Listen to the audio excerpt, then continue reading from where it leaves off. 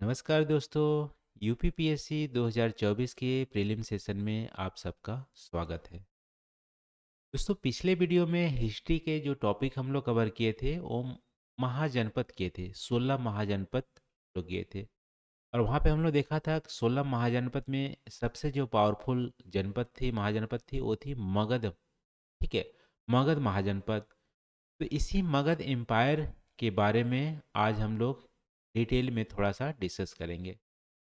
और इन मगध महाजनपद की टाइमलाइन देखें तो 684 से 320 बीसी, यानी कि मौर्यन एम्पायर के इस्टेब्लिशमेंट से पहले की जो टाइमलाइन है मगध एम्पायर का, उसको यहाँ पे हम लोग कवर करेंगे। तो मगध एम्पायर में तीन डायनेस्टी, तीन राजवंश ने रूल किया था। पहले जो राजवंश थे वो थे हर्यक। ठीक है, हर्यक राजवंश। और दूसरे जो राजवंश थे वो थे हमारा शिशुनाग राजवंश, और तीसरे नंदा डायनेस्टी। इन तीनों राजवंश ने मगध एम्पायर पे रूल किया था मौर्य के आने से पहले। तो पहला क्वेश्चन यहाँ पे बनता है, मगध एम्पायर के फाउंडर कौन थे? ठीक है, मगध एम्पायर के फाउंडर कौन थे? बिम्बिसारा। ठीक है, तो पहले जो राजवंश थे मगध एम्पायर का वो हर्यक राजवंश था, और इनके जो फाउंडर थे ये बिम्बिसारा थे। बिम्बिसारा के पुत्र थे अजात शत्रु। ठीक है, अजात शत्रु बिम्बिसारा के पुत्र थे। महापद्मनंदा ये नंदा डायनेस्टी के फाउंडर थे। ठीक है, और काला अशोका, काला अशोका तो आ, हम लोग डिटेल में बाद में डिस्कस करेंगे। ठीक है, काला अशोका ने ही कौन सा जो हमारी बुद्धिस्ट समिट था, काला अशोका ने किसने किया था? सेकंड जो हमारी बुद्धिस्ट समिट कालासोका के रीजन में हुआ था, रेन में हुआ था, और जो वैशाली में ऑर्गेनाइज हुआ था। ठीक है, तो वन का वैसा आंसर हमारा हो जाएगा बिम्बिसारा। आज का दूसरा क्वेश्चन, फर्स्ट रूलर यानी कि फर्स्ट जो राजवंश था मगध एम्पायर का कौन से थे? तो फर्स्ट राजवंश हर्यंक डायनेस्टी हमारी फर्स्ट राजवंश थे। दूसरे हमारा राजवंश था शिशुनागा। तीसरे नंदा राजवंश। ठीक है, नंदा डायनेस्टी। दो का हमारा सी आंसर हो जाएगा। दो का क्या हो जाएगा? सी।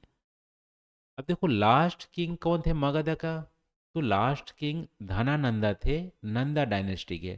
ठीक है, धनानंदा के टाइम पे ही अलेक्जेंडर ने नॉर्थ वेस्टर्न फ्रंटियर पे अटैक किया था, और धनानंदा के आर्मी से ही डरकर अलेक्जेंडर की जो आर्मी थी वो चेनाब रिवर को क्रॉस नहीं की थी, यानी कि इंडिया में और इंटीरियर में आने से मना कर दिया था, क्योंकि धनानंदा के पास बहुत बड़ी सेना थी हाथियों का।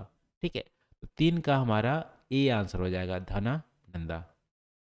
और धनानंदा को ही चंद्रगुप्त मौर्य ने गद्दी से हटा के मौर्यन राजवंश का स्थापना किया था, जो अपने माता पे नाम पे होता है मौर्य। ठीक है, तीन का हमारा ए आंसर हो जाएगा। अगेन यहाँ पे चौथा जो क्वेश्चन है रिपीट हो गया है, फर्स्ट किंग मगध के कौन थे? तो हमारा था बिम्बिसारा। ठीक है, बिम्बिसारा फर्स्ट किंग थे मगध के।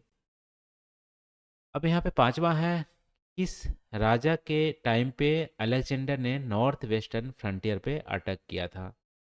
तो धनानंदा के टाइम पे किए थे, जो नंदा डायनेस्टी से बिलोंग करते थे। धनानंदा, पांच का ये आंसर हो जाएगा। छठा है कि किस मगध राजा ने अपने राजधानी को राजगृह से पाटलिपुत्र में शिफ्ट किया? ठीक है, राजधानी को राजगृह से पाटलिपुत्र में शिफ्ट किया। तो ये थे उदयन। ठीक है, उदयन ने हमारे जो राजा थे राजगृह से पाटलिपुत्र में किया। एक ग्रांड सन थे किसके? बिम्बिसारा के। और पुत्र किसके थे? अजातशत्रु। अजातशत्रु के पुत्र ने राजगृह से पाटलिपुत्र में राजधानी को शिफ्ट किया था मगध की। तो छः का हमारा डी आंसर हो जाएगा। अब सातवां पूछ रहा है, किस राजा को सभी क्षत्रिय के डिस्ट्रॉयर बोला जाता था? ठीक है, सभी क्षत्रिय के डिस्ट्रॉयर, क्षत्रिय को नाश करने वाला किसको बोला जाता था? तो ये जो सभी क्षत्रिय को डिस्ट्रॉयर बोलते थे, महापद्मनंदा। ठीक है, ये राजपूत नहीं थे, ठीक है, ना ही ब्राह्मण थे, ऐसे इनको बोला जाता है। और ये हमारा सभी क्षत्रिय को डिस्ट्रॉय करने के लिए बोलते हैं। नंदा डायनेस्टी के जो रूलर फाउंडर थे महापद्मनंदा। ये इसको बोलते हैं सभी क्षत्रियों का डिस्ट्रॉयर। सात का ये हमारा आंसर हो जाएगा, सात का ये हो जाएगा। और फर्स्ट जो बुद्धिस्ट काउंसिल थी राजगीर में ऑर्गेनाइज हुआ था, उस समय के मगध किंग कौन थे?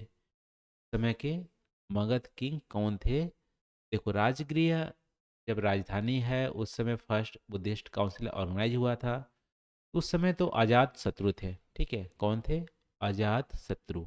आठ का डी हो जाएगा। अब नवा सेकेंड जो बुद्धिस्ट काउंसिल ऑर्गेनाइज हुआ था कहाँ पे?